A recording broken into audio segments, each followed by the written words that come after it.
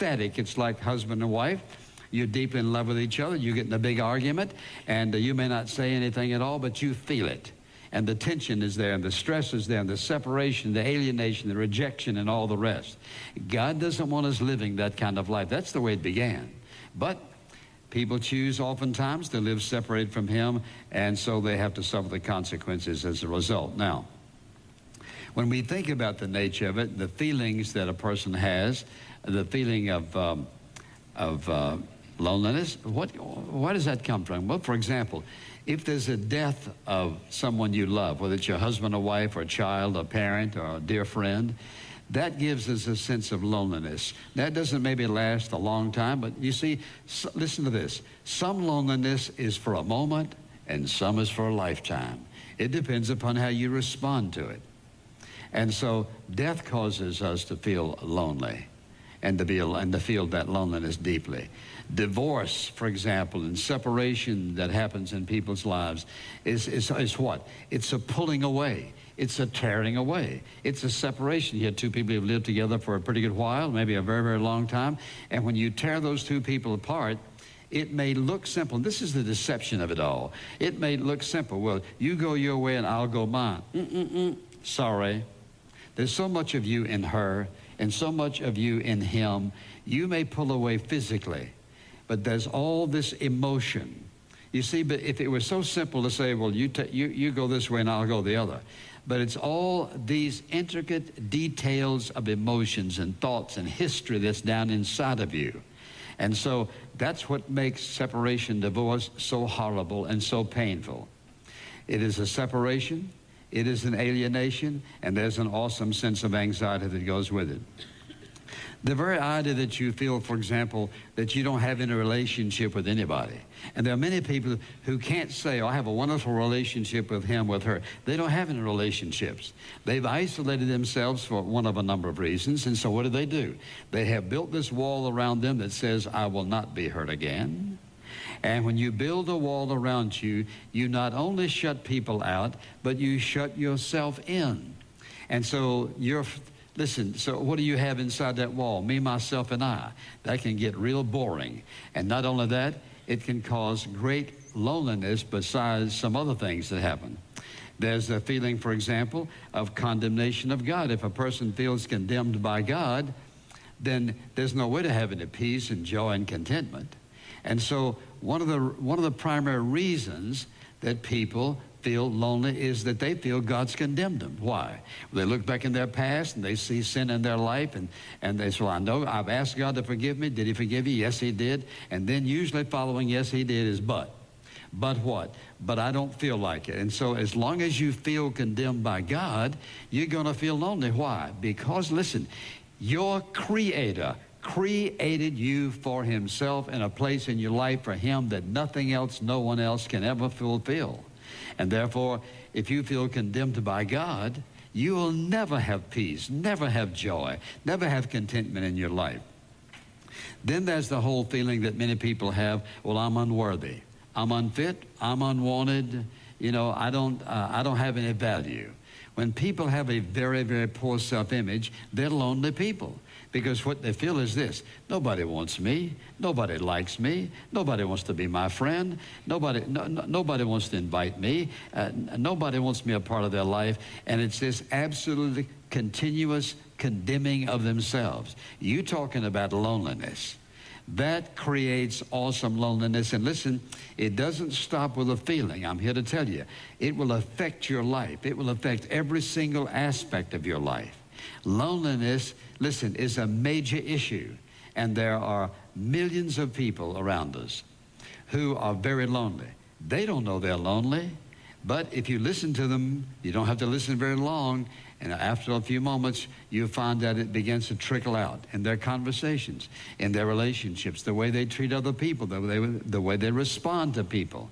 They cannot love someone else, and they don't feel loved. Imagine this, going through your entire life and never feeling genuinely loved by anybody.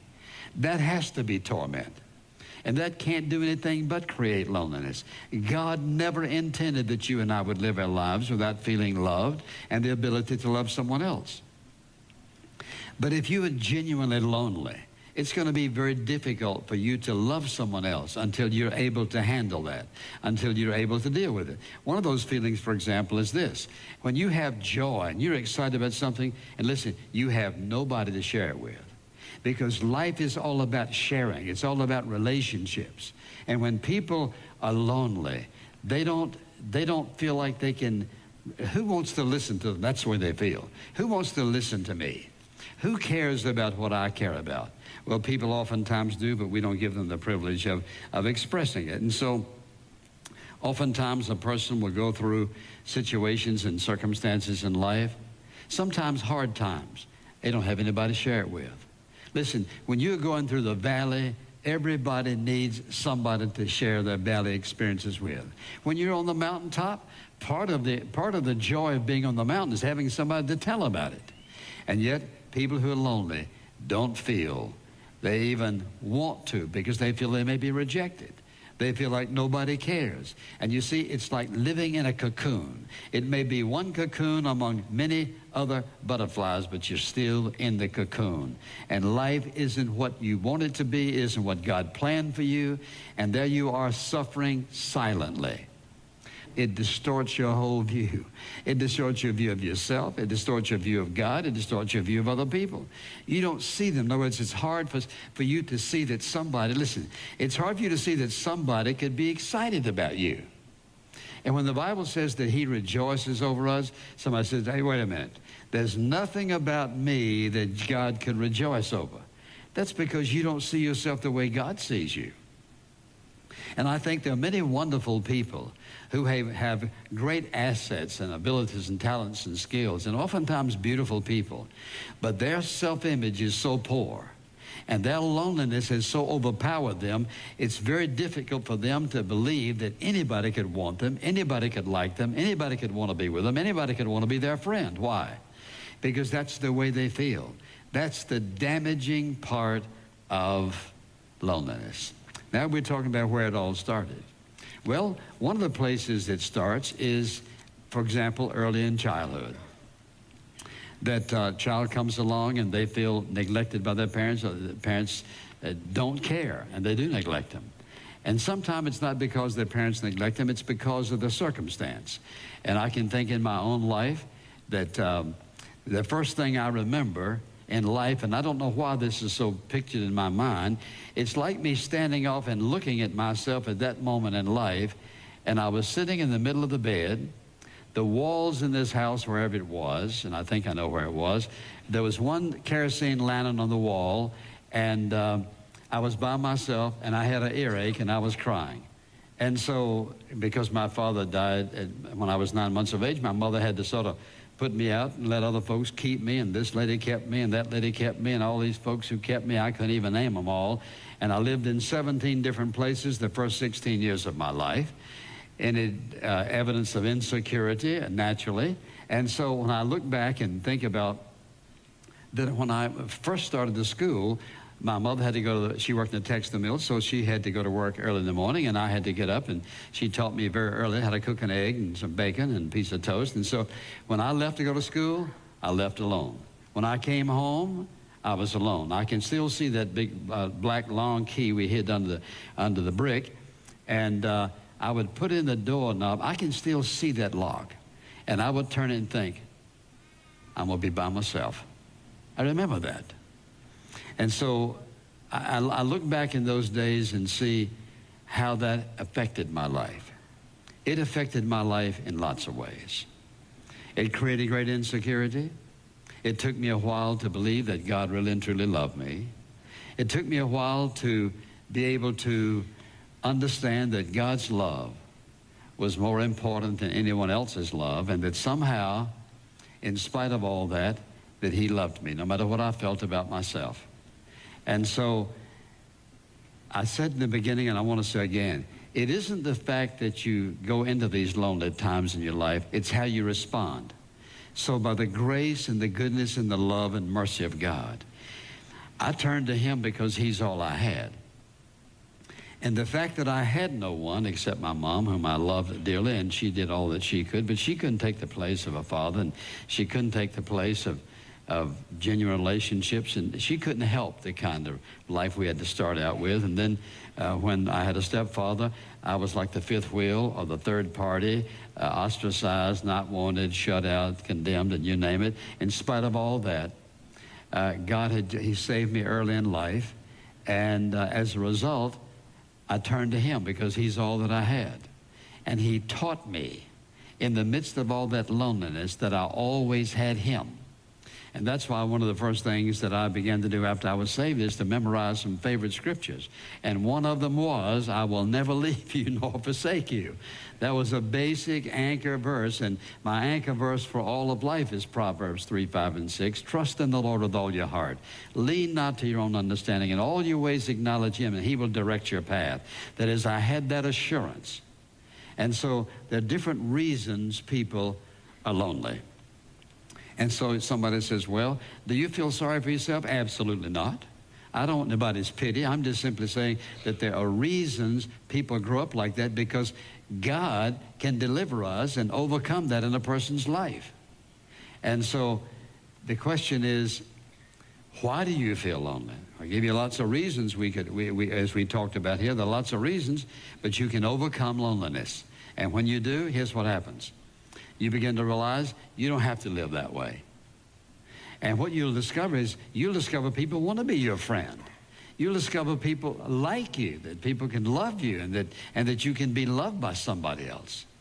But you see, when you ignore God who created you for the primary purpose, listen, of having an intimate relationship, when you shut that out, what you do is you shut out the very capacity to receive what you want in life, and that is somebody's love. There's not a single person in here, not a single one of you who are watching and listening, there's not a single of you who does not want to be loved and respected and cared for and wanted by someone, and you want to be able to love someone in return.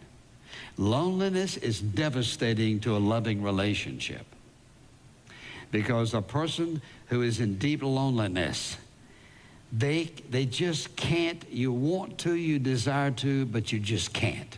That's why I don't condemn people who live in that way. I just want to see you come out of it, and I know that you can.